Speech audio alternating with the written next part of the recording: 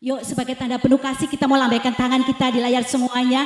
Kita percaya walaupun saat ini kita berbeda tempat, mungkin Surabaya Barat, Timur, bahkan mungkin luar kota, bahkan mungkin luar negeri.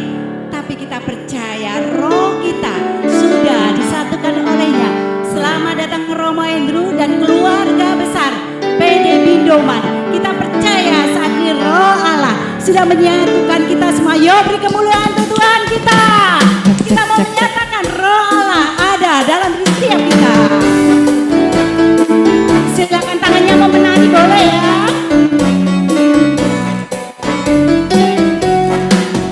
Bila roh Allah ada di dalamku, ku kan menari seperti daud menari.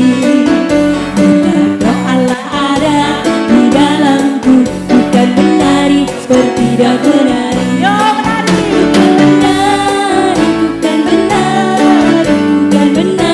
Seperti daud menari. Ku kan menari, ku kan menari seperti daud menari. Mari Bapak Ibu yang dikasih Tuhan, kita tidak mau kalah. Bagaikan Daud waktu saat dia benar-benar menari untuk Tuhan, segenap hati jiwa rohnya.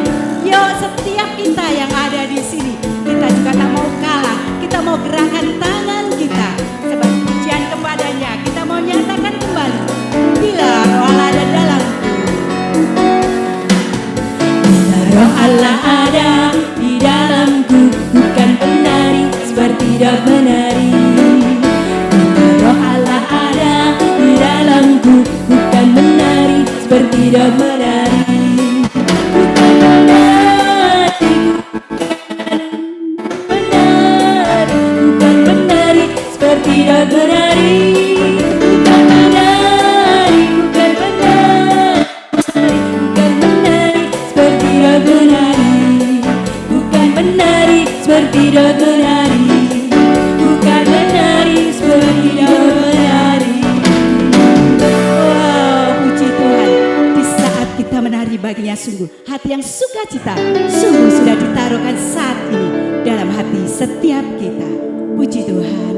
Mari saat ini kita mau arahkan seluruh keberadaan diri kita hanya kepadanya. Kita awali dengan membuat tanda kemenangan. Dalam nama Bapa, Putra, dan Roh Kudus. Amin. Selamat pagi Allah Tritunggal Maha Kudus. Segala hormat, puji dan syukur kami haturkan kehadirat-Mu yang kudus. Terima kasih Bapa, di pagi yang indah dan penuh rahmat ini Engkau sudah undang diri setiap kami. Kau panggil nama kami satu persatu untuk boleh bersekutu saat ini di dalam persekutuan keluarga besar Bindoman. Tuhan, Engkau mengetahui hati setiap kami, hati yang selalu dilimpahi dengan rasa syukur. Terima kasih bila kami selalu merasakan Engkau Allah yang begitu baik, sangat baik dan teramat baik. Penyertaan-Mu yang begitu sempurna pada diri setiap kami. Bahkan di masa-masa sulit ini, bila Engkau masih izinkan pandemi masih terjadi, tapi satu hal itu tak menggetarkan hati dan iman kami untuk kita terus mau Tuhan mengarahkan seluruh kehidupan kami kepadamu, karena kami mau melekat kepadamu. Karena begitu besar kasih-Mu kepada setiap kami, bahkan Kau sudah karuniakan Putra-Mu yang tunggal, supaya setiap kami yang percaya padamu tidak binasa, melainkan beroleh hidup yang kekal. Kami mau persembahkan diri kami waktu kami saat ini, karena kami percaya Engkau turut bekerja dalam segala sesuatu untuk mendatangkan kebaikan bagi setiap kami anak-anak-Mu yang bersekutu saat ini yang mengasihi Engkau. Terima kasih Bapa, terima kasih Yesus, terima kasih Allah Roh Kudus. Biar menyatakan Bapa yang baik, setiap waktu, setiap detik Kau menyertai kami, tak sedetik pun Kau tinggalkan kami. Mari Bapak Ibu yang terkasih, nyatakan dengan segenap hati kita.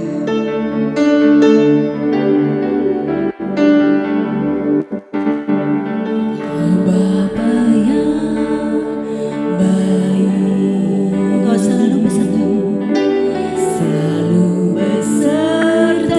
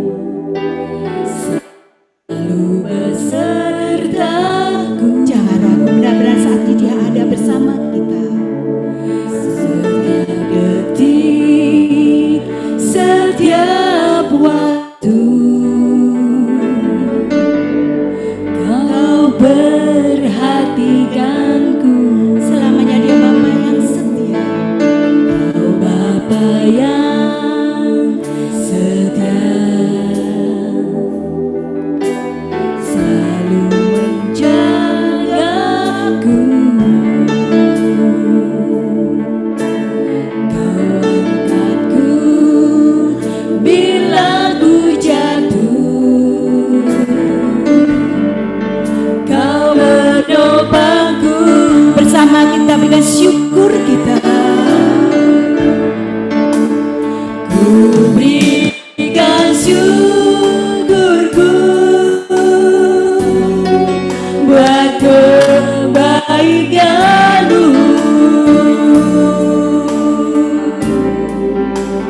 Ku berikan syukurku buat pertolonganmu.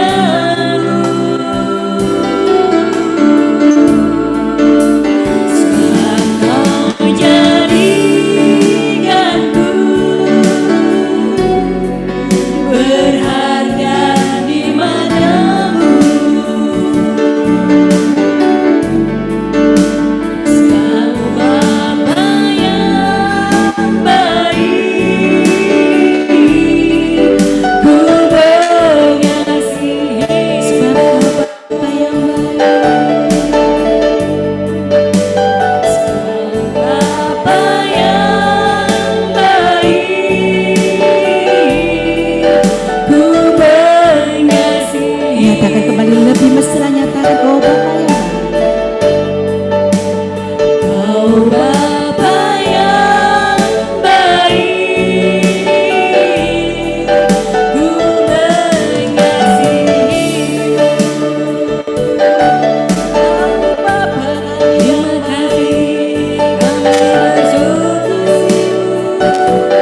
Terima kasih Yesus. Dia begitu baik, Dia begitu mengasihi, Dia menerima kita dengan apa adanya. Terima kasih Yesus, Kau Allah yang setia, Kau selalu terbaik Kau beri. Terima kasih, pertolongan tak pernah terlambat. Kami bersyukur. Terima kasih Yesus, terima kasih, Kau Allah yang setia, kami bersyukur. Terima kasih. Syukur, syukur dan syukur itu yang terus keluar dari kedalaman hati setiap kami.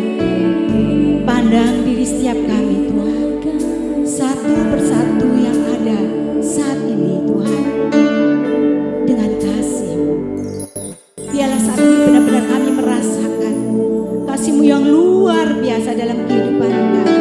Urapan kuasa Roh Kudus-Mu yang begitu nyata melingkupi diri setiap kami. Terima kasih Tuhan, begitu nikmat, begitu damai hati setiap kami bila kami berada di dekat-Mu. Karena kami percaya Engkau sungguh hadir, Engkau sungguh nyata ada Tuhan. Sebagaimana sabda-Mu 2-3 orang berkumpul dalam nama Engkau, Engkau hadir. Sabda-Mu ya dan amin, Engkau sudah ada bersama kami. Terima kasih Tuhan, kami boleh merasakan damai sejahtera-Mu yang melampaui segala akal. Sungguh sudah mengikat dan memelihara hati, pikiran, jiwa, dan roh kami. Terima kasih Tuhan, terima kasih. Biarlah saat ini kami mau nyatakan mata kami yang tertuju kepadamu. Benar-benar kami mau menikmati dalam hadirat Engkau.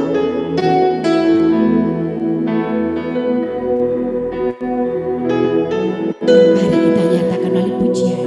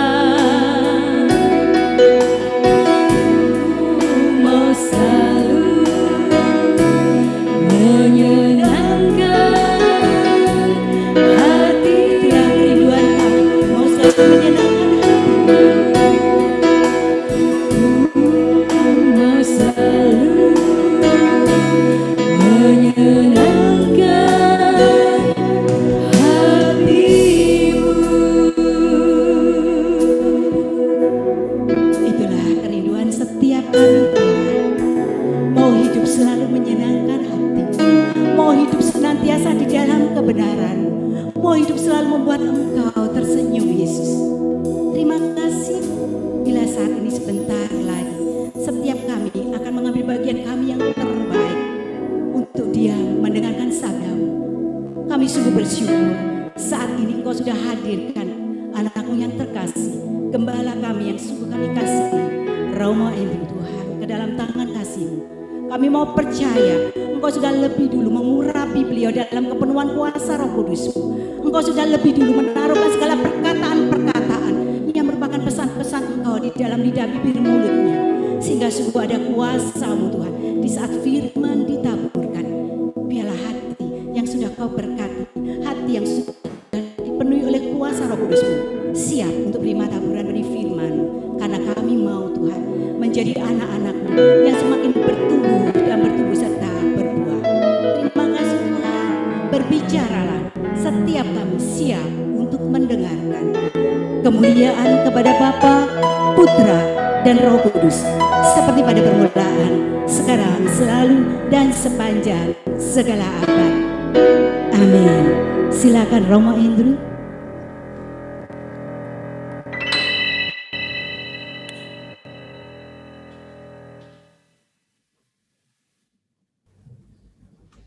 Selamat pagi saudara-saudari terkasih. Bisa dengar? Bisa, Romo. Oke. Terima kasih pertama-tama atas kesempatan bagi saya. Seperti yang didoakan tadi bahwa ini adalah kesempatan Tuhan juga bagi kita semua untuk berkumpul walaupun di tengah pandemi seperti ini, tapi selalu ada jalan bagi kita yang mau mendengarkan firman-Nya, mau merenungkan firman-Nya, dan kemudian mau bukan cuma mendengarkan dan merenungkan, tapi melaksanakan dalam hidup. Amin. Nah, saya pertama-tama memilih tema misteri cinta menurut Injil Yohanes. Ibu Ervina nanya, ada ayat khusus? Saya bilang itu menurut Injil Yohanes. Itu berarti banyak sekali ya. Tetapi nanti tentu saya akan melihat situasi dan kemudian saya akan membawakan ini part pertama saja. Sebelum mengantar kepada keseluruhan dari pembicaraan kita dari renungan ini, saya ingin kita sama-sama melihat bacaan dari Injil Yohanes bab 1. Saya akan membacakan ayat yang pertama sampai ayat 9, dilanjutkan ayat 14 sampai dengan 18. Pada mulanya adalah firman. Firman itu bersama-sama dengan Allah, dan firman itu adalah Allah. Ia pada mulanya bersama-sama dengan Allah. Segala sesuatu dijadikan oleh Dia, dan tanpa Dia tak ada satupun yang telah jadi dari segala yang telah dijadikan. Dalam Dia ada hidup, dan hidup itu adalah terang manusia. Terang itu bercahaya dalam kegelapan, dan kegelapan itu tidak menguasainya.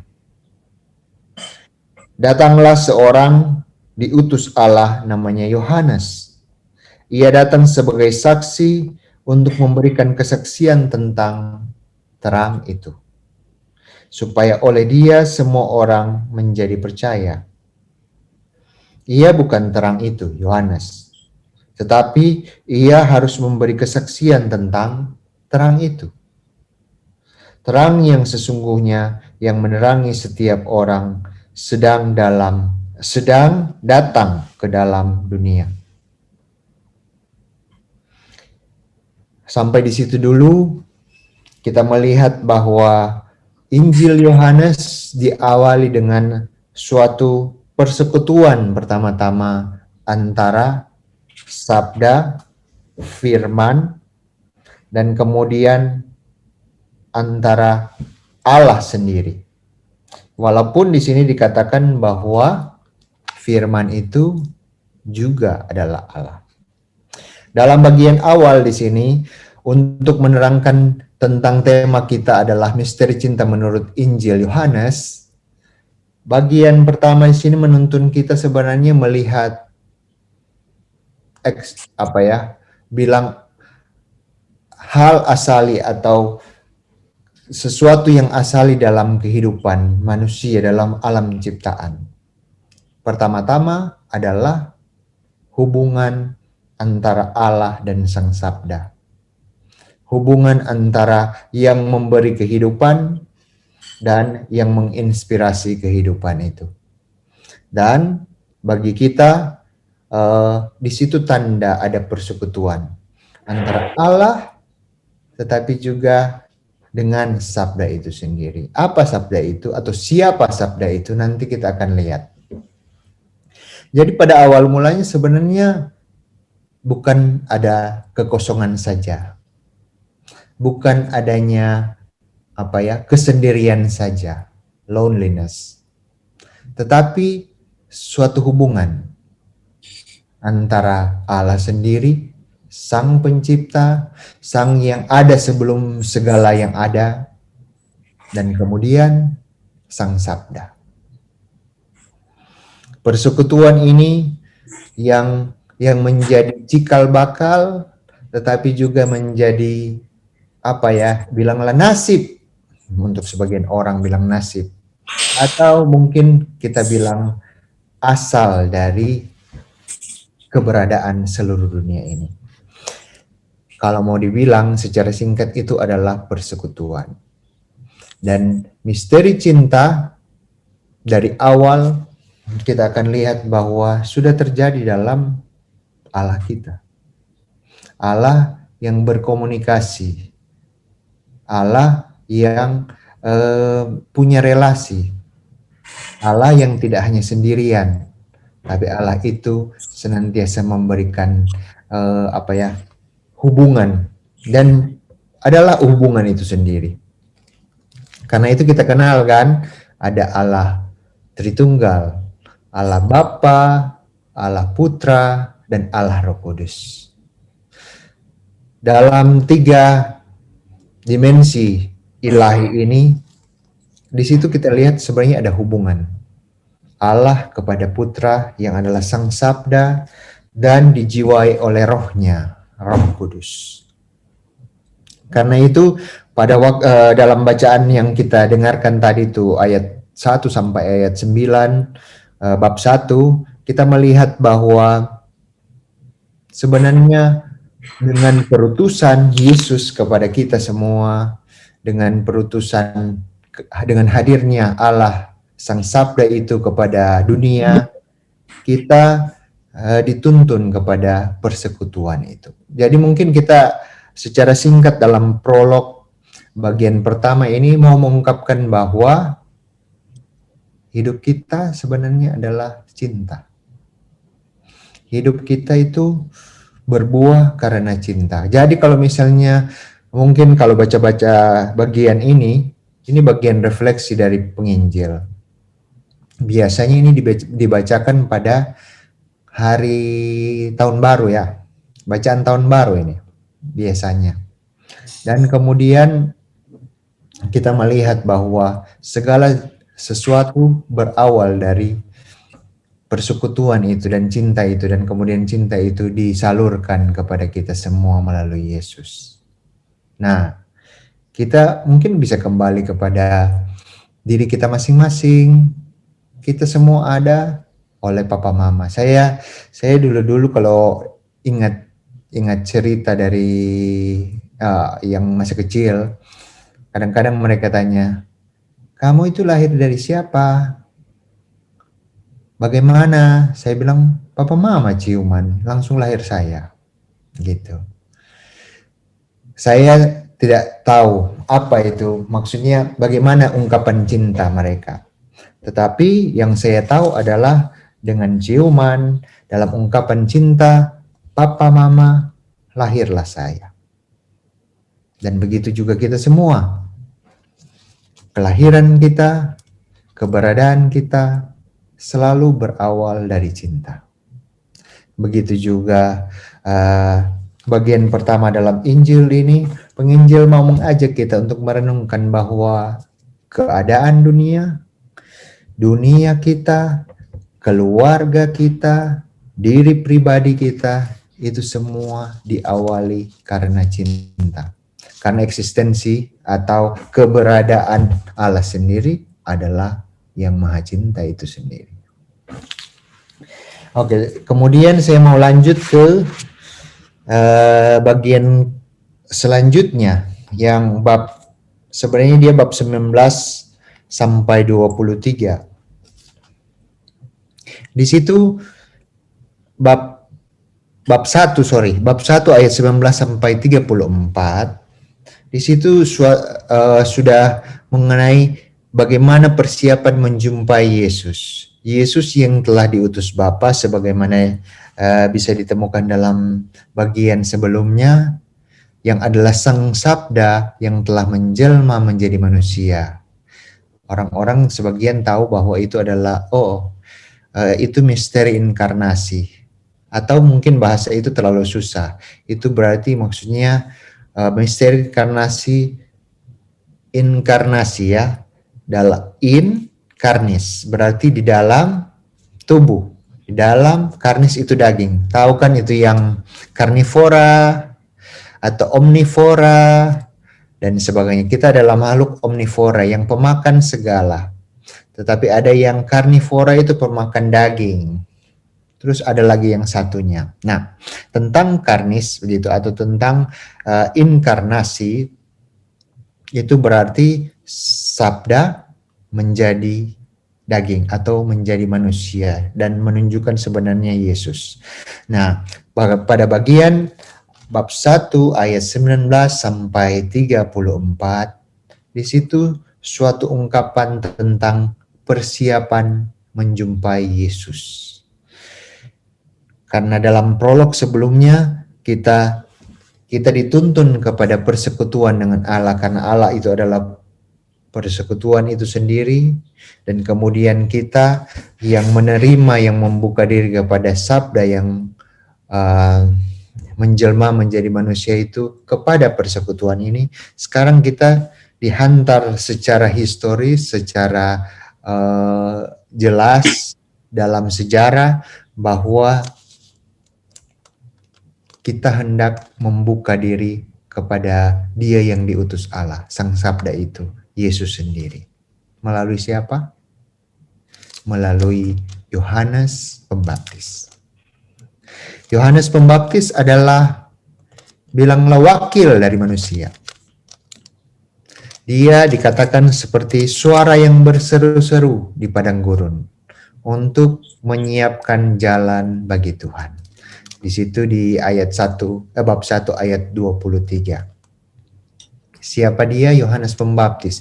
Dia yang mewakilkan semua orang untuk mempersiapkan jalan bagi kedatangan Sang Sabda itu. Dia yang diutus, dipilih untuk menjadi perwakilan manusia untuk membuka dunia ini kepada kehadiran Sang Penebus.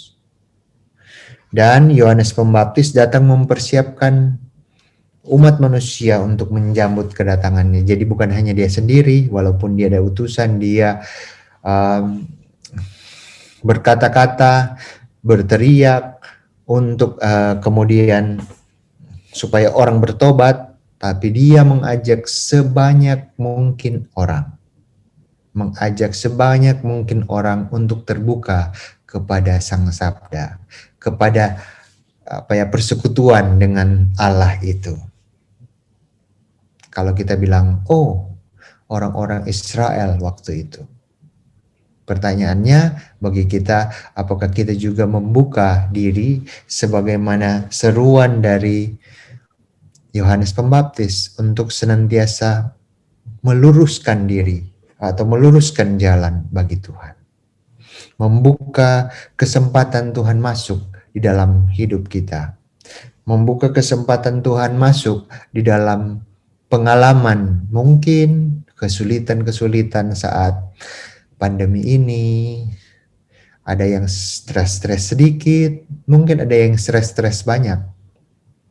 Ada yang kecewa mungkin, tetapi ada yang putus asa. Ada yang sedih, ada yang bahkan juga mungkin bingung bagaimana masa depannya. Kita tidak tahu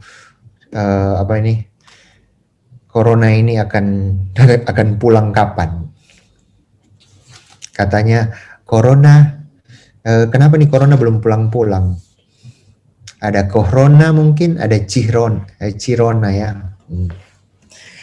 Nah, kalau seperti tadi di awal pertemuan kita ada yang udah bilang siap-siap ke Vietnam nih.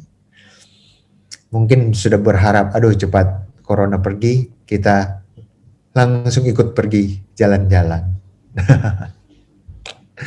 Tapi kita kembali ke bagian ini, kita juga perlu bersiap diri. Sebagaimana dalam pengalaman dari Yohanes Pembaptis, tetapi juga orang-orang di sekitarnya. Mempersiapkan diri bagi kedatangan Tuhan. Itu berarti mempersiapkan diri untuk berelasi dengannya. Mempersiapkan diri untuk mengalami hubungan cinta dengan Allah sendiri. Dan pada saat kita punya hubungan cinta dengan Allah semakin kuat dan kokoh, hubungan itu juga akan mengikat kita satu dengan yang lain.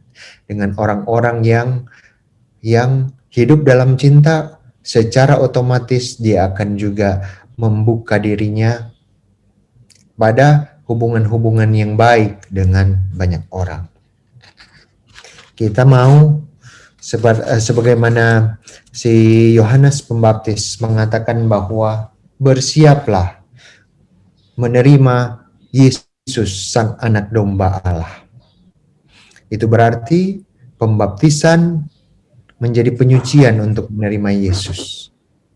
Tapi juga bersatu dengannya menjadi saudara. Saudara, Bapak, Ibu, kita semua yang ada di sini, kita bersyukur bahwa kita sudah dibaptis. Kita bersyukur bahwa pembaptisan kita itu membuat kita diikatkan dalam hubungan dengan Tuhan ini. Tetapi pertanyaan selanjutnya kemudian, apakah rahmat baptisan kita ini akan membuat kita juga dan membuat kita setia pada relasi itu. Jangan hanya menjadi suatu baptisan seremonial belaka. Tetapi tentu saya tidak mengatakan bahwa jangan memperhatikan baptisan itu, tidak. Baptisan itu adalah suatu sakramen yang mengikatkan kita, yang menjadi tanda kehadiran Tuhan dan penyelamatannya bagi kita, dan mengikatkan relasi kita dengannya. Tetapi itu juga perlu ditindaklanjuti terus-menerus dalam kehidupan doa. Jadi relasi, seperti orang kalau misalnya sering ketemu ya, dalam relasi keluarga, semakin banyak ketemu, semakin banyak membina relasi itu, pasti relasi itu akan makin kuat ya, makin bertumbuh. Mungkin tidak selalu seperti jalan tol, lancar-lancar, tapi ada pasang surutnya, ada dekatnya, tapi kadang-kadang ada tegangnya. Tetapi dengan demikian ada proses pembelajaran, ada semakin matang dalam hidup relasi, dan dalam hal ini relasi dan perjumpaan dengan Yesus akan seperti itu juga. Baca kitab suci, doa, persekutuan, itu bagi kita mungkin kalau saya lihat di sini ada 104 orang. Itu berarti kita semua termasuk saya pasti. Kita semua yang berkumpul di sini kadang-kadang ada saat-saat di mana kita semangat, ada saat-saat di mana kita surut. Tetapi dengan belajar untuk bangkit dari kesurutan, dari kemalasan, dari mungkin juga situasi-situasi yang lain, kita akan belajar bahwa ini saya Tuhan menggunakan saya di bidang ini, misalnya dalam hal kesetiaan, misalnya dalam hal pengendalian diri, dalam amarah, misalnya setia, begitu juga bertahan dalam kesulitan. Ada yang mungkin cepat emosi, tetapi dengan pengenalan seperti itu dan direfleksikan juga dan dibawa dalam doa dan renungan kitab suci, pasti akan membawa pertumbuhan yang terus menerus. Selanjutnya, saya lupa share screen ini. Sabar ya.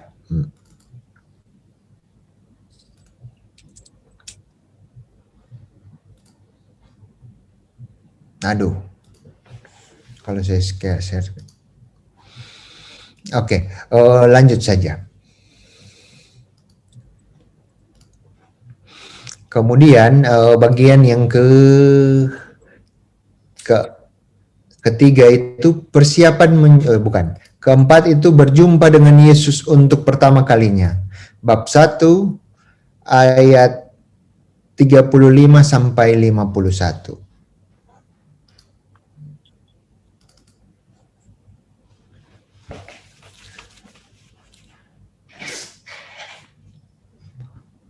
Bisa ya? Oke. Nah, berjumpa dengan Yesus untuk pertama kalinya. Yesus menarik perhatian beberapa orang yang memulai perjalanan bersamanya dan berziarah iman dan transformasi serta perubahan. Ternyata di dalam perjalanan hidup Yesus, khususnya perjalanan misinya sesudah 30 tahun, kita kan tahu Yesus sekitar 33 tahun hidupnya ya. Dan kemudian 30 tahun ada bersama keluarga, dan kemudian masa-masa hidupnya sampai 3 tahun terakhir adalah masa misinya sebagai orang yang bermisi untuk umum begitu. Dan Yesus menjumpai pertama kalinya adalah orang-orang yang terpikat dengannya. Yang Yesus menarik perhatian dan mereka mengikutinya. Adalah orang-orang pertama seperti 2 murid Yohanes Pembaptis. Yang salah satunya adalah Andreas. Kalau bisa lihat di ayat ke-37. Bab 1 ayat 37, di situ dikatakan, kedua murid itu mendengar apa yang dikatakannya itu lalu mengikuti Yesus. Itu maksudnya perkataan dari Yohanes. Mereka mengikuti Yesus. Yohanes sebenarnya mempersilahkan atau juga memperkenalkan Yesus kepada murid-muridnya. Dan tahu nggak? Salah satu murid dari 2 itu, yang pertama adalah Andreas, adalah Andrew. Nah, Andreas mengikuti Yesus dengan sahabatnya, mengikuti Yesus, bertanya, Yesus, engkau tinggal di mana? Dan kemudian mereka pergi. Dan kemudian mereka yang awalnya memanggil dia rabi atau guru, kemudian dengan pengalaman pribadi bersama Yesus, mereka diubah dan meyakini bahwa Yesus bukan sekedar guru saja, tetapi dia adalah penebus, seorang Mesias. Karena itu sesudahnya Andreas memperkenalkan atau menarik saudaranya Petrus, Santo Petrus, Rasul Petrus, kepada Yesus dengan berkata, kami telah melihat Mesias. Dari sini yang saya mau katakan adalah dari awal misi Yesus di publik, Yesus mengikat juga, maksudnya Yesus membuka relasi. Dan kemudian relasi-relasi itu yang adalah relasi-relasi yang membangun. karena bukan berdasarkan minat saya atau mungkin ada alasan-alasan keperluan kepentingan saya, tetapi suatu relasi yang berdasarkan apa adanya, saya seperti ini, dan kemudian tulus hati dan berdasarkan cinta yang otentik, yang murni, yang asli begitu. Nah, hal yang sama mungkin kita lihat-lihat dari pengalaman sejarah. Biasanya pengalaman sejarah anak-anak muda itu paling suka mencari model-model hidup yang kiranya akan dipegang dalam hidup. Nah, secara spiritual ada banyak kan, ada anak-anak yang mungkin juga jatuh narkoba karena mereka mencari jati diri atau mencari model hidup mereka. Ada yang hidup dengan sangat baik dan mungkin kadang-kadang kelihatan seperti agak keras kepala terhadap orang tua. Karena orang tuanya mau mungkin beliau jadi ekonom atau menjadi seperti akuntan begitu, yang masa depannya mungkin kelihatannya lebih cerah. Tetapi dia mau sebagai seniman misalnya, yang bagi orang tua mungkin tidak, tetapi baginya itu adalah suatu ekspresi yang akan menghidupkan dia, yang akan membuat dia menjadi apa adanya. Mungkin kalau saya Andrew adalah menjadi seperti Andrew yang otentik. Nah, dalam hal spiritual banyak juga anak muda yang mencari model-model seperti itu. Mungkin ibu bapak punya pengalaman masing-masing pada masa muda. Tapi juga saat ini saya yakin dan percaya dengan persekutuan ini kita mencari model apa yang sungguh membantu saya untuk mengikatkan diri dengan Tuhan. Kalau di paroki-paroki kan kita tahu ada yang dengan gaya-gaya pede, ada dengan persekutuan doa maksudnya karismatis, ada yang merasa terbantu dengan misalnya Legio Maria, ada yang terbantu dengan misalnya KTM, ada yang misalnya merasa terbantu dengan Couple of Christ dan sebagainya dan sebagainya. Itu adalah jalan-jalan yang akan menghantar kita kepada Allah. Tapi apa sih, mungkin menjadi pertanyaan, apa sih model asli dalam setiap usaha-usaha itu? Sebenarnya Yohanes mengungkapkan sangat baik kepada para muridnya, supaya datang, pergi, dan tinggal. Datang, mendekat, dan tinggal. Kita juga diharapkan seperti itu dalam hidup. Untuk dapat berelasi dengan Yesus, banyak cara. Ada dari karismatis, ada dari Legio Maria, ada dari mungkin kelompok-kelompok yang berbeda-beda. Kita harapan kita tidak jadi menjadi kelompok yang bersaing seperti itu. Tidak. Tetapi itu adalah jalan bagi kita untuk pertama-tama mencari yang asali, adalah mendekati, makin mengenal, dan kemudian makin mencintai Yesus sendiri. Selanjutnya, di sini dikatakan dalam ayat 2, bab 2 ayat 1 sampai 12. Jadi kita ini lagi mengikuti perjalanan Yesus sebenarnya. Perjalanan cinta Allah bagi manusia yang nyata dalam Sang Sabda itu yang menjadi daging. Nah, dalam masa 3 tahunnya itu, di situ dikatakan hari ketiga Yesus hadir di pesta perkawinan. perkawinan di Kana kan, kita tahu ya. Yesus pergi dan Yesus bersama muridnya diundang ke sebuah pesta perkawinan. Di sana juga ada mamanya, ada Bunda Maria. Nah, pesta perkawinan sebenarnya ini juga menjadi satu kenyataan, tapi bagi kita juga bisa menjadi suatu tanda, suatu simbol awal dari sebuah misi Yesus. Misi Yesus yang mau mengungkapkan bahwa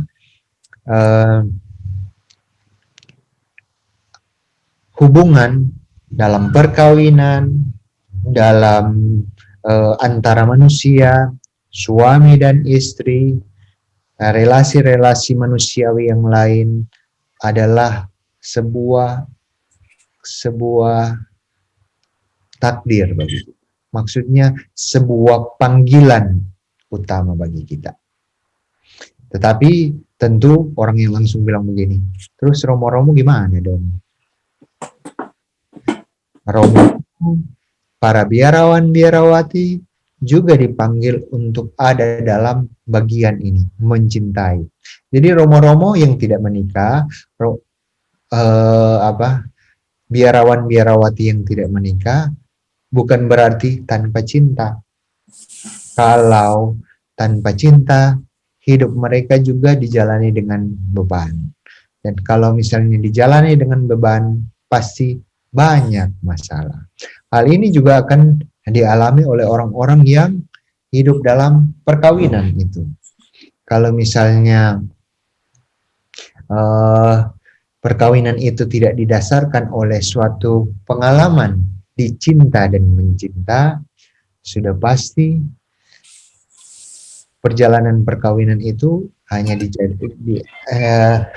mungkin hanya seatap saja, tetapi tidak punya energi dalam perkawinan, dalam keluarga, dan itu akan menjadi beban, bisa untuk sementara, bisa untuk seumur hidup. Tetapi juga itu menjadi tantangan untuk bagaimana kita melihat relasi-relasi kita yang ada saat ini. Nah, kembali ke pengalaman Yesus dalam pesta di Kana, sebenarnya mengungkapkan bahwa sejak awal dari misinya Yesus mau menekankan bahwa relasi ini, relasi antar manusia itu yang berdasarkan cinta sungguh mulia. Dan kemudian yang kedua, relasi juga Yesus yang diundang dan orang yang mengundang. Yesus tidak menolak, tapi Yesus terlibat dan bahkan Yesus memberikan yang terbaik untuk sang tuan pesta. Tetapi juga satu hal yang bisa kita lihat di sana, kita selalu ingat bahwa perantaraan Bunda, sang Bunda. Nah, Yesus dengan sang Bunda juga. Bagaimana relasi Yesus dengan sang Bunda ini ditandai dengan ketaatan, keterbukaan, tetapi juga dari pihak Bunda Maria, kepercayaan kepada sang anak. Walaupun Yesus sudah mengatakan bahwa belum saatnya, tapi Bunda Maria masih mengatakan dalam bab 2 ayat 5 itu, siap-siap saja, siapkan itu tong-tong, isikan semua full dengan air-air. Dan kita tahu bahwa pada ayat 7, bab 2 ayat 7 itu, Yesus mengubah air menjadi anggur. Nah, perubahan air menjadi anggur ini menjadi simbol juga bagi kita. Untuk kalau kita menikmati pesta perjamuan bersama Allah nantinya, yang disimbolkan dengan pesta perkawinan di Kana itu, air hidup kita, energi hidup kita mestilah diubah layaknya anggur yang baru. hidup kita kiranya tidak hanya tawar-tawar saja, sesuatu yang biasa-biasa saja, tetapi menjadi sesuatu yang dapat dinikmati, sesuatu yang mungkin orang lihat orang terima atau orang berelasi dengan kita, mereka akan berkata seperti orang-orang yang dalam pesta ini, kenapa yang terbaik diberikan yang terakhir? Biasanya yang terbaik itu dahulu. Bayangkan kalau hidup kita masing-masing atau dalam komunitas Bindoman ini sungguh-sungguh memberikan bilanglah cita rasa yang sangat enak. Semua akan bilanglah tergila-gila. Semua akan wow, merasa sungguh dipuaskan. Dan kalau hidup kita dipuaskan, maksudnya memberikan kepuasan secara rohani, itu malah akan sungguh luar biasa. Dan karena itu Yesus menandai juga, dan sebenarnya ini menjadi ungkapan bagi kita untuk dalam hidup relasi itu kita perlu senantiasa membuka diri melalui perantaraan Sang Bunda, dalam doa-doa Sang Bunda, tetapi juga membuka diri kepada kehadiran dan pembaharuan yang dibawa oleh Yesus. Dan dari sana kita akan dijadikan atau diarahkan, dikuatkan untuk berubah menjadi anggur yang baru bersama dalam kekuatan Allah, untuk dinikmati, untuk dialami, untuk juga pakai bahasa lain menggarami banyak orang.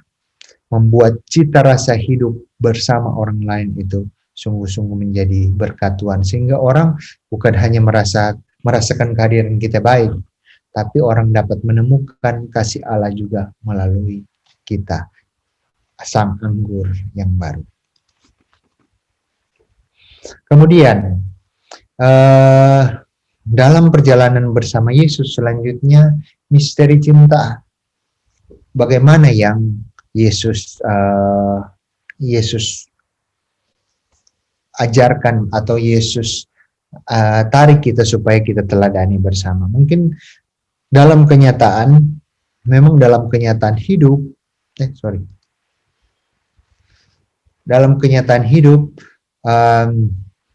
mungkin kita bisa bertanya, kalau kita lihat dalam bab 2 ayat 13 sampai 22, kita bisa bertanya, apakah dunia ini hanya sebuah pasar atau tempat transaksi? Saya membuat pertanyaan ini dalam arti seperti ini. Mungkin ada yang mengalami, mungkin ada yang merasakan dunia ini seperti, ya sudah, kita berusaha, kita punya uang cukup, kita bisa sekolahkan anak, kita bisa jalan-jalan cukup, dan semua beres. Hidup ini, dunia hidup kita ini, apakah hanya seperti itu? Apakah dunia ini, misalnya, mungkin di masa pandemi ini akan menjadi kesempatan untuk kita bermenung juga, bahwa apakah segala usaha saya sebelumnya, semua cita-cita saya sebelumnya, semua kesuksesan saya semua sebelumnya, apakah itu yang membuat saya aman saat ini, yang membuat saya bertahan saat ini, yang membuat saya mungkin jatuh saat ini, yang membuat mungkin saya bersedih, stres saat ini. Karena kita berpegang kepada yang dialami oleh orang-orang pada saat itu di pelataran bait Allah. Mereka hanya berjual beli, tetapi tidak memperlakukan tempat pertemuan atau tempat kehadiran Allah itu sebagai tempat mereka berjumpa dengan Allah. Dunia adalah tempat kehadiran Allah juga, ya enggak? Dunia kita, hidup kita masing-masing, keluarga kita adalah tempat pertemuan kita dengan Allah. Begitu juga komunitas Bindoman ini adalah tempat perkumpulan kita dengan Allah. Bukan berarti kita hidup tanpa uang, bukan. Saya sendiri sehari-harian urusannya itu karena tugas baru ini. Tetapi saya juga tetap ambil waktu supaya saya tidak urusannya selalu dengan kertas-kertas merah saja. Saya ambil waktu untuk bisa juga ada pengalaman pendalaman seperti ini, karena orang bilang kalau memberi itu kita menerima 2 kali, bukan begitu ya? Seperti ada yang mengatakan bahwa menyanyi dengan baik berarti berdoa 2 kali. Itu ada bene cantat bis orat, itu bahasa Latinnya. Bisa ingat ya, bene cantat. Bene berarti bagus, cantat itu menyanyi dengan baik. Bis itu 2, orat itu berdoa. Jadi menyanyi 2 kali, menyanyi dengan baik, berdoa 2 kali. Kalau saya mengalami bahwa dengan memberi, kita mempersiapkan kan otomatis. Jadi kita sudah mempersiapkan, sudah mempresentasikan, otomatis itu akan lebih masuk, lebih diingat, dan kemudian akan lebih berefek. Gitu. Nah, kembali ke hal yang ini, bahwa kita lebih dikatakan di sini, cukup banyak manusia lebih mencari hidup dalam budaya uang saja dan kemudian lupa bahwa kita, keluarga kita, dunia kita adalah kediaman Allah sendiri, di mana kita perlu senantiasa berelasi dengannya, dan bahkan hidup kita, dunia kita tidak hanya sekedar kesuksesan dalam arti finansial, tempat transaksi saja dan semua terjadi begitu, sesudah itu malam tidur. Terjadi seperti itu, transaksi, malam selesai. Dan kemudian hidup sampai akhirnya akan seperti itu, dan kemudian ditinggalkan pergi, meninggal misalnya, tanpa sesuatu yang bermakna yang akan kita pegang ke depan. Kehadiran Yesus, dengan Yesus mengatakan dia adalah tempat kediaman Allah, rubuhkan tempat ini, saya akan bangun dalam waktu 3 hari. Yesus sebenarnya mengungkapkan bahwa dia adalah tempat kehadiran Allah, tempat kediaman Allah. Dan kemudian kita juga yang hidup di dalamnya adalah tempat kediaman ini. Karena itu usaha-usaha kita tetap baik.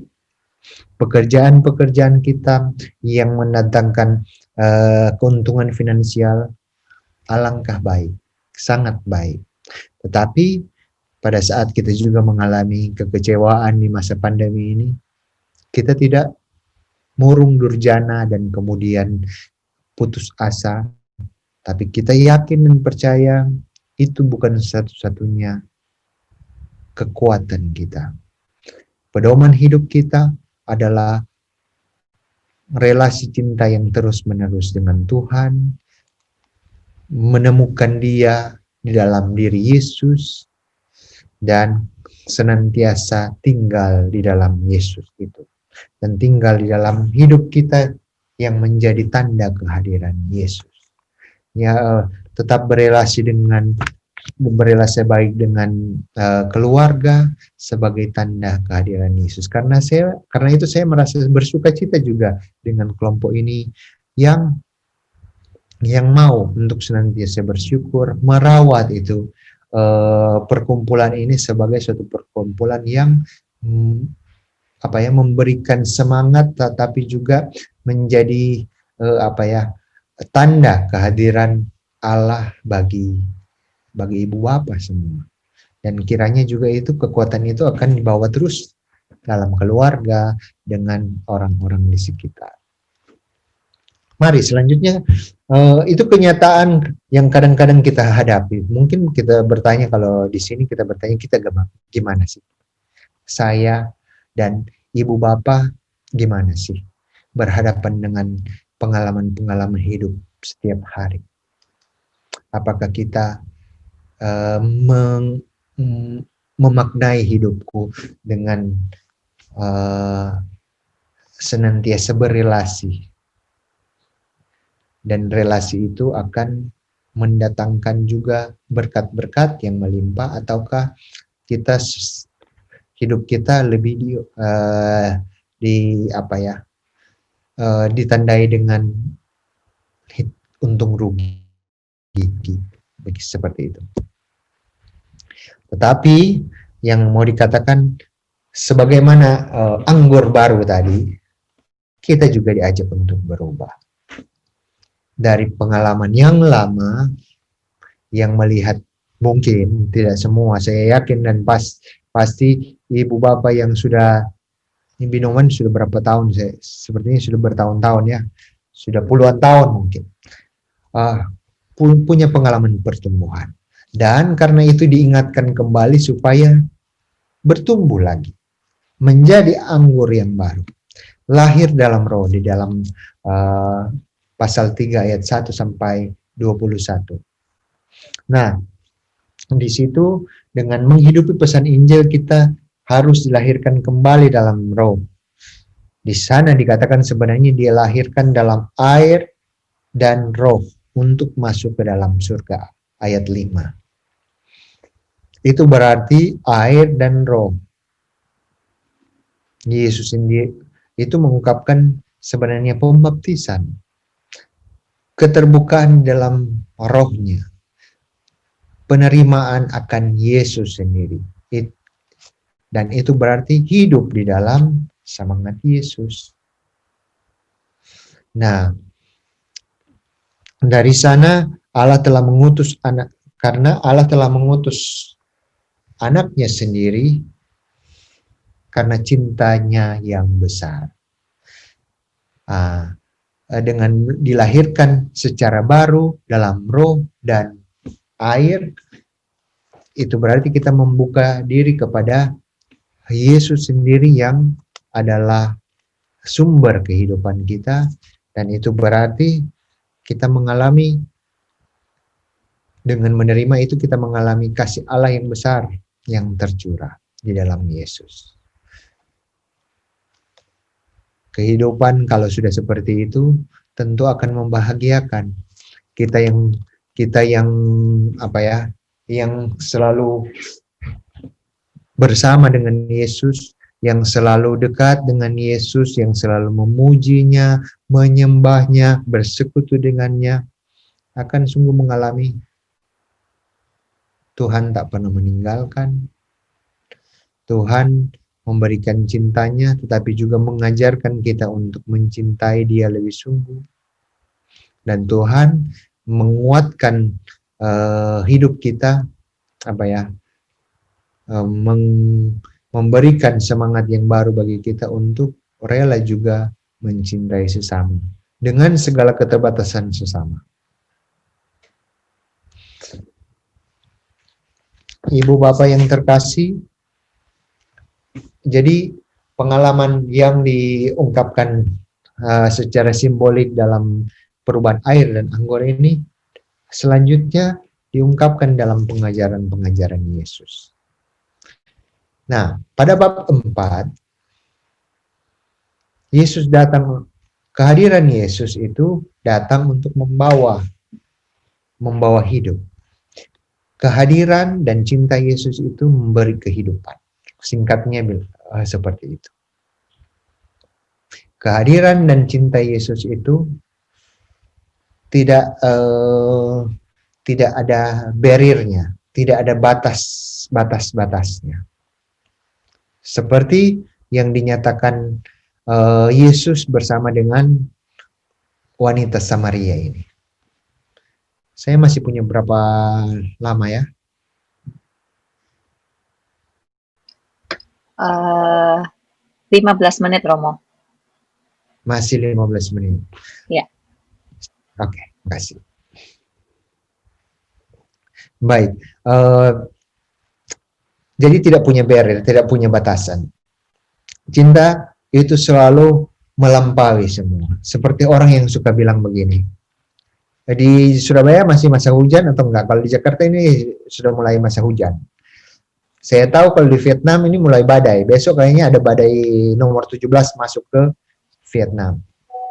Karena saya tahu di grup ini ada orang Vietnam yang lagi di sini. Nah, kemudian di sini karena masa hujan, jadi saya jadi ingat bahwa hujan itu diberikan atau tercurah kepada siapa saja. Baik di tempat tinggi, tempat rendah. Baik di tempat kering, pun tempat yang sudah basah. Kepada banyak orang, banyak ras, dan semuanya. Begitu juga cinta tak akan pernah sejatinya cinta itu untuk semua. Dan Yesus menunjukkan hal yang sama. Cinta Yesus itu tidak membatasi dalam hal ini etnik, dalam hal ini suku. Yesus bercerita, Yesus bertanya, bahkan Yesus meminta dari seorang wanita Samaria. Kita tahu bersama kan kalau orang Samaria itu dilihat sebagai orang yang berdosa, orang yang di luar orang Yahudi yang masih menjalankan perintah Allah. Orang Samaria tidak. Dan Yesus berhubungan, maksudnya berkomunikasi dengan mereka. Itu satu. Tapi bukan hanya itu, ternyata orang Samaria ini adalah orang yang ternyata bukan cuman orang yang tidak menjalankan, tapi dia juga tidak hidup secara kudus, bilanglah seperti itu. Dia kumpul-kumpul ini orang yang kelima bersamanya. Tetapi Yesus menunjukkan hal itu dan membuat ia sadar. Yesus dengan perjumpaan itu, dengan pernyataan-pernyataan, dengan korespondensi seperti itu, Yesus menggerakkan si wanita bahwa ia sungguh diterima. Yesus tidak menjadikan orang itu ketakutan, tapi Yesus menjadikan seseorang yang berkomunikasi dengannya itu keberanian untuk senantiasa mengenali hidup dan berkembang, mengenali hidup dan berubah, mengenali hidup dan kemudian menjadi baru. Dan Yesus sungguh memberi hidup baru bagi sang wanita ini, wanita Samaria. Wanita Samaria ini kemudian dia kan meminta supaya, oh Tuhan, berikan saya air hidup itu. Dan Yesus adalah sang air hidup itu. Percaya kepada sang air hidup, si wanita ini mengungkapkan kepada orang-orang lain. Jadi, saya cuma mengatakan bahwa cinta yang terberi, cinta yang Tuhan berikan kepada kita, yang kita alami dalam berbeda-beda cara ya, beda-beda pengalaman dari semua Bapak Ibu. Ada yang banyak, ada yang besar mungkin, ada yang kecil-kecil, tetapi sungguh mengesan. Itu selalu akan memberikan pertumbuhan, tetapi kiranya tidak menjadi pertumbuhan sendiri saja. Sebagaimana sang wanita ini, dia bersaksi kepada orang-orang di sekitar. Saya menemukan seorang Mesias. Saya bertemu dengan Dia, Sang Air hidup itu. Jadi Yesus memberikan kita kehidupan sehingga kita dapat mengkomunikasikan hidup itu atau menghidupkan orang lain. Nah, kalau misalnya di sini ada orang Manado, kalau atau mungkin sudah pernah ke sana, kalau di airport Manado itu selalu ada tulisan besar-besar, Sito, Timo, Tumo, Tou. Manusia hidup untuk memanusiakan orang lain. Itu ungkapan dari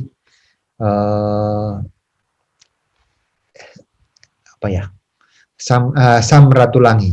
Karena itu bandaranya bandara Samratulangi. Dia termasuk pahlawan kita ya, pahlawan nasional. Nah, saya yakin dia juga punya inspirasi. Memang itu bahasa dari bahasa aslinya orang Tombulu atau bahasa aslinya yang di suku Minahasa di sana. Tetapi itu terinspirasi juga dari sini bahwa hidup kita karena dicinta, hidup ini juga kita mau sumbangsikan untuk mencintai orang. Hidup kita yang diubah menjadi baru, kita juga mau membuat itu menjadikan baru untuk orang lain. Dan kemudian dengan itu, dengan salah satu cara kita memberikan orang lain hidup yang baru, atau seperti Sito Tumoto, hidup kita hidup untuk memanusiakan orang lain. Apapun jalannya, supaya manusia sungguh-sungguh mengalami berkat dan bersukacita, dan juga mengalami cinta itu yang adalah inti dari hidup. Nah, kemudian hidup yang diberi adalah ikatan kesatuan. Jadi Allah mengikat persatuan dengan manusia yang dialami oleh wanita Samaria, dan kemudian wanita Samaria ini mengikat relasi-relasi dengan yang lain untuk kembali bersatu dengan Allah, dengan Yesus. Sehingga sungguh indah kalau hidup yang asalnya adalah persekutuan itu dapat juga terjadi saat ini dalam pengalaman Yesus, dalam misi Yesus bersama kita. Jadi pertumbuhan ini yang mau dijalankan terus melalui hal-hal apa? Dari keputusasaan kepada kehidupan. Ini perjumpaan dalam pelayanan Yesus. Pertama kali itu perjalanan Yesus bersama-sama muridnya ke Yerusalem itu pergi ke Bait Allah. Karena tempat tinggal atau rumah kediaman Bapanya. Kali kedua, apa yang Yesus buat? Yesus pergi ke tempat berbaringnya banyak orang yang terpinggirkan, tersisihkan. Ternyata bagi Yesus bukan hanya gereja, bukan hanya bait Allah, bukan hanya kapel-kapel, atau bukan hanya tempat-tempat persekutuan doa Allah tinggal. Tetapi bagi Yesus, Allah juga hadir di dalam orang-orang yang membutuhkan pertolongan. Allah juga hadir bagi orang-orang yang membutuhkan belas kasihan. Allah juga hadir di tengah-tengah orang yang susah, yang menderita. Saat-saat ini kita mungkin berhadapan dengan banyak orang yang susah dan menderita, apalagi di masa pandemi. Dan ini adalah kesempatan yang paling indah untuk kita semua juga hadir di rumah Allah seperti itu. Di tempat-tempat kita memuji Tuhan, tetapi juga di tempat-tempat kita dapat melayani Dia. Yesus Kemudian dalam bagian pasal 5 ini, Yesus memanggil murid-muridnya untuk mengikutinya, mendekati orang-orang yang paling tersisi. Itu supaya menyembuhkan dan menuntun kepada kehidupan. Kalau dulu Yesus memanggil murid-muridnya, tentu saya yakin dan percaya Yesus memanggil juga kita saat ini. Amin.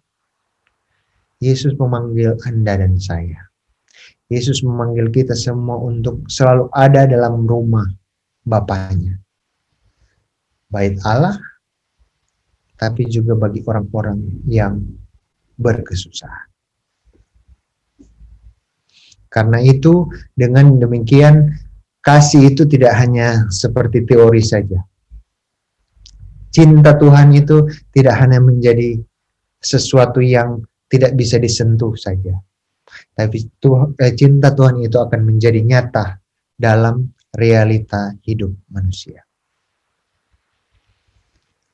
Selanjutnya dalam dalam bab atau pasal 6, di situ diungkapkan tentang roti hidup atau makanan kehidupan.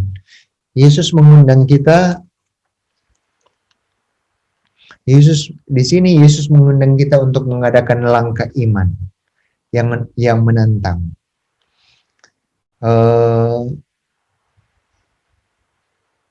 Yang menantang untuk ada dalam persahabatan terus-menerus dengan roti hidup itu. Ayat 6 di situ pertama-tama kan ditandai dengan Yesus memberi makan 5.000 orang. Awal-awal murid-muridnya tentu bingung-bingung. Gimana ini? Gimana memberikan sesuatu kepada orang-orang yang membutuhkan, kepada orang-orang yang mungkin ada. Tapi bagaimana itu? Itu mungkin terjadi. Bagi Yesus ini ada satu langkah yang langkah iman, tapi sangat menantang untuk para muridnya. Cuman ternyata langkah, kalau ada yang mengatakan seperti ini, bahwa maksudnya kita berbuat, kalau kita memberi bagian dari kita, dan kemudian misalnya kisah ini ya, kisah 5.000 orang, kalau saya mengeluarkan roti saya misalnya, pasti tidak cukup untuk 5.000 orang. Yesus saja hanya menerima 5 roti dan 2 ikan. Jadi cuman itu. Bagaimana bisa cukup? Untuk para murid itu tidak masuk akal. Sebagian dalam pelajaran kita belajar juga kadang-kadang orang bilang seperti ini, bahwa bisa juga ada, misalnya saya bawa sedikit karena saya tahu perjalanan saya cukup panjang. Ibu siapa yang ada di sini ya? Ibu-ibu ya. Saya nggak bisa lihat nama. Jadi salah satu ibu dia bawa sedikit. Yang satu bawa Oreo. Yang satu bawa babi cincang. Yang satu bawa gitu-gitulah masing-masing. Ternyata ada yang rela untuk membagikan sesuatu yang sedikit itu bagi banyak orang. Yang lain pun tergerak hatinya. Saya memberikan sedikit. Ternyata yang dikumpulkan dari banyak orang itu melebihi untuk mereka semua untuk dibagi. Tetapi tentu atas dasar iman yang kokoh yang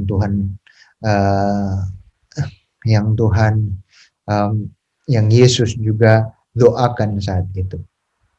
Mungkin ada yang bilang, oh karena itu Yesus, kalau kita sekarang bagaimana? Sabar dulu. Kalau kita menjalankan seperti misalnya kita membagikan dari apa yang kita punya, ada yang lain juga memberikan dari apa yang dia punya, pasti semua akan kelebihan, berkecukupan dan akan berlimpah ruah. Hanya saja dari sini Yesus mengajarkan kepada kita untuk berani mengambil langkah iman untuk membuka diri kepada sesuatu yang mungkin luar biasa, tapi kalau kita memberikan dari apa yang kita punya, pasti akan dicukupkan dan bahkan mungkin akan ditambahkan. Seperti yang Tuhan katakan, berikanlah itu apa yang kamu punya dan kemudian segala yang lain akan ditambahkan kepadamu. Persahabatan dengan Yesus dan kemudian tentang roti yang hidup itu mengungkapkan persahabatan dengan Yesus. Pada saat Yesus memberi diri, kita memperoleh kehidupan. Begitu juga kita memberi diri kepadanya dan sesama, hidup kita menjadi berarti dan hidup kita menjadi hidup-hidup. Karena itu Yesus mengatakan, datanglah kepada. Bab 7 di situ Yesus mengatakan, datang kepadaku. Jadi semua sampai bab 7 ini kita lihat, semua intinya adalah persekutuan. Semua intinya adalah relasi. Dan itu akan kembali kepada kita masing-masing. Maukah kita senantiasa membangun relasi hidup beriman kita atas relasi yang sangat baik dan berbasiskan cinta di dalam hidup kita. Saya cuma mau bilang secara cepat ini dan kemudian slide 12 supaya saya akan berhenti secepatnya di sini. Dan kemudian datanglah kepadaku. Yesus memiliki cukup banyak argumen dengan pemimpin agama sebenarnya tentang hidup keberimanan. Tetapi Yesus sebenarnya mengungkapkan bahwa inilah yang dibutuhkan oleh manusia, yakni untuk bersekutu dengannya sebagai roti hidup itu. Dan kamu yang haus, minumlah, dan kamu yang lapar, makanlah. Bagi Yesus, mereka yang tersisih dan kehausan, yang sendirian adalah mereka-mereka yang haus sebenarnya. Merekalah yang diundang kepada Yesus. Ada orang yang sudah kepenuhan pikirannya kayaknya dengan ide-ide. Ada yang penuh percaya diri, bagus. Bukan berarti tidak sesat, tidak. Tetapi ada saat di mana kita tidak membuka diri, kita tidak haus akan kebenaran Tuhan, kita akan mengambil jarak darinya. Tapi pada saat kita membuka diri juga mempersilahkan Tuhan mengubah cara hidupku, cara berpikirku, cara merasaku dalam kehidupan setiap hari, supaya saya selalu diubah dan dimatangkan dalam iman kepadanya, kita akan dijadikan baru gitu. Sebagaimana undangan Yesus kepada orang-orang, kamu yang haus, minumlah, itu akan mengena. Karena itu akan menyirami kerinduan kita akan Allah. Dan untuk itu hanya bisa jika kita punya semangat kerendahan hati. Dan kerendahan hati, bagian sini saya cuma mau bilang cepat-cepat, ada di dalam ayat 8 bab 1 sampai 18. Di sini sungguh-sungguh berperan kerendahan hati itu, di mana ada pengampunan. Nah, cukup banyak dalam pengalaman orang-orang di masa Yesus, orang-orang Yahudi, Israel, itu mereka ada kelompok yang maksudnya merasa bahwa mereka benar, dan kemudian ada kelompok yang dipersalahkan, bilanglah begitu, atau kelompok orang berdosa, orang tersisih. Padahal dalam hidup kita juga seperti itu. Sehingga tumbuh rasa bersalah yang terus-menerus. Rasa bersalah yang tidak memerdekakan. Rasa bersalah itu seperti portal begitu, penghalang jalan. Yang menghalangi justru perkembangan hidup kita, perkembangan iman kita akan Tuhan. Sehingga kita menjadi beriman bukan karena kecintaan kita. Seperti mungkin dalam hidup keluarga bisa jadi kita ada bukan karena cinta kan, tapi karena takut. Tetapi di sini kita diajak untuk menerima juga. Bukan berarti menerima akhirnya melupakan, tetapi Yesus menunjukkan kesalahan orang. Tetapi dia tidak membuat orang berhenti di situ. Dia tidak membuat orang, ya kamu menilai sesudah dia kamu berdosa, ya berdosa aja. Dan bahkan cukup banyak orang sudah tahu berdosa menceritakan kejelekan atau gosip ria. Paulus selalu mengingatkan, gosip itu adalah salah satu yang sesat. Tetapi Yesus mengatakan, saya tidak menghukum kamu.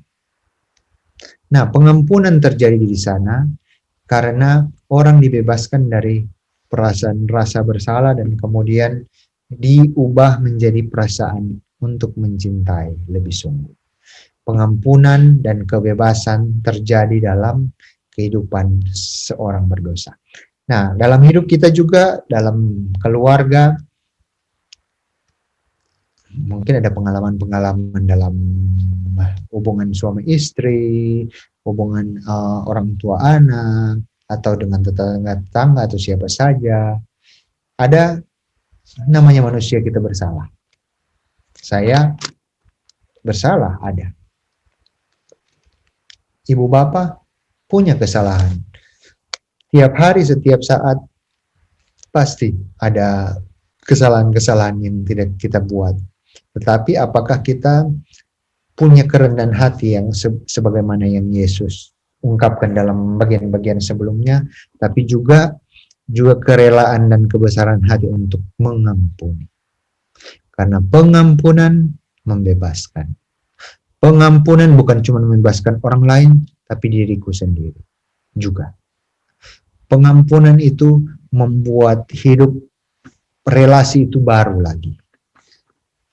Dia dibebaskan, saya juga disucikan. Sampai di situ kita dapat melihat bahwa ternyata cinta itu menurut Yohanes bukan selalu seperti di jalan tol. Tapi cinta itu sesuatu yang adalah berkat, sesuatu yang esensinya memang seperti itu. Saya tulis di atas itu nasib, karena kita dipanggil untuk mencintai. Karena Allah itu adalah cinta. Dan misteri Allah adalah cinta menurut Yohanes itu diungkapkan secara sangat bagus dalam perjalanan Yesus dan diungkapkan oleh penginjil Yohanes. Nah, semua sampai ke pengampunan itu akan terjadi terus menerus, khususnya dalam pengalaman sengsara, wafat, dan kebangkitan Yesus. Semua itu terjadi karena kita dicintai Allah. Semua itu terjadi karena tidak ada satupun yang Allah tidak mau satupun hilang. Allah mau semuanya diselamatkan. Karena itu cinta Allah sungguh besar dan luar biasa. Saya cuma mau bilang seperti itu. Semoga kita di ayat ini, semoga kita menjumpai Yesus setiap hari dalam keseharian, pekerjaan, persahabatan, doa, juga terkadang dalam kesepian dan kesendirian kita. Percaya bahwa Yesus hadir bagi kita. Ia memanggil kita karena dia sendiri adalah hubungan itu sendiri, persekutuan itu sendiri. Yesus juga memanggil kita, Allah memanggil kita untuk ada dalam hubungan, dalam cinta dan iman. Apa yang Yesus minta dalam ayat 21, dalam bab 21 sekali lagi Yesus bertanya kepada kita, sekarang apakah kamu mencintai aku? Mungkin pertanyaan ini yang perlu kita bawa terus, refleksi terus. Apakah aku mencintai Yesus? Atau mungkin pertanyaan Yesus, apakah kamu mencintai aku? Semoga demikian.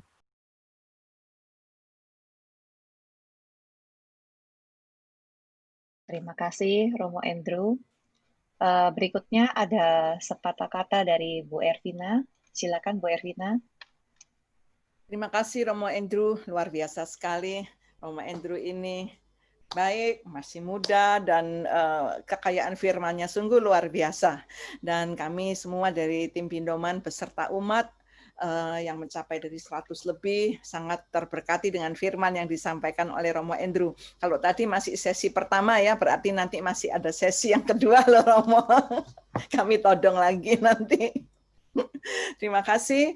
Dan saya ingat tanggal 21 yang lalu kita merayakan ulang tahun Romo Andrew. Saya ingin memberikan gifts, surprise dari Bunda Kudus dengan sebuah pujian ya. Happy birthday to you semuanya. Happy birthday to you. Happy Happy birthday. birthday. Happy birthday. Happy birthday to you. Sehat badannya, kuat Dalam Tuhan Di dalam Tuhan.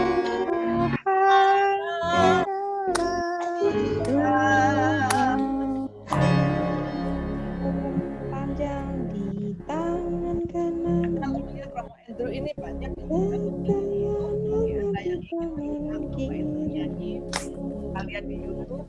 Nanti kalau mengisi pindoman lagi nyanyi ya Romo ya. Iya. Sip. Apa sekarang mau nyanyi sepatah atau sebait? Kayaknya sekarang lebih bagus Ibu Ervina deh yang nyanyi sama. Setuju. Nanti next time kita nyanyi duet ya Romo ya. Iya. Ya, selamat ulang tahun. Terima kasih banyak untuk semua ya. Selamat ulang tahun Romo. Ya, ya. Selamat ulang tahun Romo Andrew. Selamat ulang tahun Romo Andrew. Tuhan Senang memberkati bisa- selalu. Senang bisa ketemu di sini. Ya Romo. Ternyata jarak tidak memisahkan kita. Betul. Manado, Vietnam, dan kemudian hari ini banyak yang dari Amerika. Dan semuanya sangat diberkati dengan yang dibawakan oleh Romo Andrew, yaitu firman Tuhan dari Injil Yohanes. Dan baiklah, kita akan ada sedikit pengumuman. Sebelumnya nanti Romo akan memberikan berkat pada kita semuanya. Kami persilakan Vera untuk memberikan pengumuman.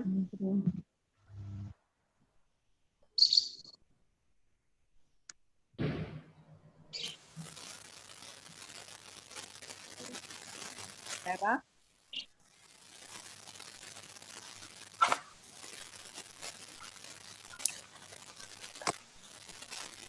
Baiklah, akan saya umumkan, mungkin ada sedikit down wifi-nya Ibu Vera.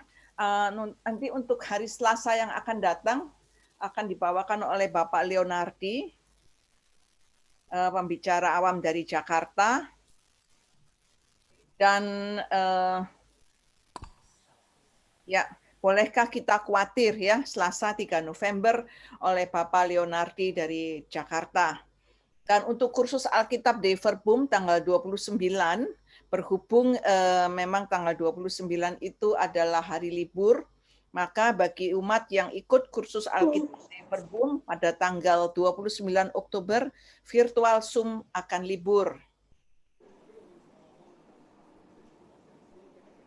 Dan selanjutnya, kursus Alkitab di Verbum akan dimulai lagi tanggal 5 November dengan pembicara yaitu Bapak Pascalis Edwin dari Theotoro Kanonika. Dan kemudian kita akan, karena pelayanan Zoom ini adalah pelayanan yang free. Jadi bagi Anda yang terbeban untuk memberikan persembahan kasih, ada sedikit perubahan dari rekening, yaitu di BCA 464567567 atas nama Erni Istiawan atau Setiawati Mulyo. Terima kasih untuk Anda semuanya. Sampai nanti kita ketemu lagi pada tanggal 3 November. Tuhan Yesus memberkati. Oh ya, ada tambahan pemberitahuan Bu Ervina. Yap. Mengenai link Zoom Vindoman. Yap. Untuk yang minggu depan kita ada perubahan password. Oh iya, kalau linknya tetap, yang biasanya Ya. passwordnya Vindoman menjadi Bunda Kudus. Huruf Ya. besar semua ya, Lisa? Ya, nanti akan kita share linknya melalui WA. Baik, kalau itu Bunda Kudus huruf besar semuanya. Terima kasih. Kami persilakan Romo untuk memberikan atau mungkin sebuah pujian penutup atau langsung berkat dari Romo ya, berkat dari Romo terus kemudian ditutup dengan pujian penutup. Kami persilahkan Romo doa penutup dan berkat. Baik, mari kita satu dalam doa. Dalam nama Bapa dan Putra dan Roh Kudus. Amin. Bapa Surgawi, kami sungguh mengucap syukur kepadamu Tuhan untuk kesempatan yang indah bagi kami memuji memuliakan namamu dan juga merenungkan firman-Mu yang suci. Tuhan, biarlah hari hidup kami yang senantiasa Engkau berikan bagi kami dipenuhi dengan sukacita dan juga dipenuhi dengan cinta kasih-Mu. Sebagaimana Engkau telah memberikan sejak awal hidup kami, dikurniakan melalui cinta-Mu yang besar. Hari-hari hidup kami pun kiranya dipenuhi dengan sukacita dan cinta yang mengalir daripadamu sendiri. Biarlah masa-masa yang sulit ini yang sedang kami lewati di masa pandemi COVID-19, kami tak henti-hentinya berpegang kepadamu, tetapi juga kami senantiasa hidup di dalam kasih-Mu dan kasih-Mu itu menyata dalam kehidupan keluarga kami, kehidupan masyarakat kami, dengan orang-orang yang kecil yang membutuhkan pertolongan kami. Tuhan, gerakkanlah kami untuk menjadi saksi-saksi-Mu cinta-Mu, saksi-saksi-Mu yang setia, saksi-saksi-Mu yang menjadi tanda kehadiran-Mu, tanda cinta-Mu bagi dunia. Biar Engkau jamah kami masing-masing Tuhan, memberikan kami kesehatan, pribadi lepas pribadi, tetapi juga keluarga-keluarga kami. Biarlah Engkau juga lindungi kami selalu dari segala mara bahaya, dan biarlah Engkau senantiasa memberkati kami dengan berkat-berkat yang kami butuhkan. Tuhan serta-Mu. Serta-Mu juga. Berkat Allah turun dan tinggal untuk kita semua, untuk saudara-saudari dalam komunitas Bindoman. Biarlah rahmat dan berkat-Nya mengalir untuk kita dan untuk saudara-saudari yang terkasih, Bapa dan Putra dan Roh Kudus. Amin. Amin. Terima kasih. Romo. Kami minta maaf di sini ada gangguan kamera. Mari kita bersama-sama menaikkan sebuah pujian sebagai ungkapan rasa syukur terima kasih kita. Kita nyatakan terima kasih, oh Yesusku. Terima kasih Yesusku, anugerah yang Kau beri setiap hari ini. Tuhan ada syukur bagi kita lagi. Terima kasih Yesusku, berkat Anugerah yang Kau beri hari ini. Adakah syukur bagi sebab hari ini Tuhan ada syukur bagi. Ibu beri kemuliaan Tuhan kita yang sungguh memberkati kita pada hari ini. Terima kasih Romo Andrew, sungguh menguatkan, meneguhkan hati setiap kita. Terima kasih Ibu Ervina dan tim yang sudah mengizinkan kami melayani. Dan terima kasih seluruh umat keluarga besar Pindoman. Sampai berjumpa kembali Selasa minggu depan. Tuhan memberkati. Terima kasih Bu Andra dan kawan-kawan. Terima kasih Bu Ervina. Terima Terima kasih Pindoman. Terima kasih semua yang hadir. Masih ada ya?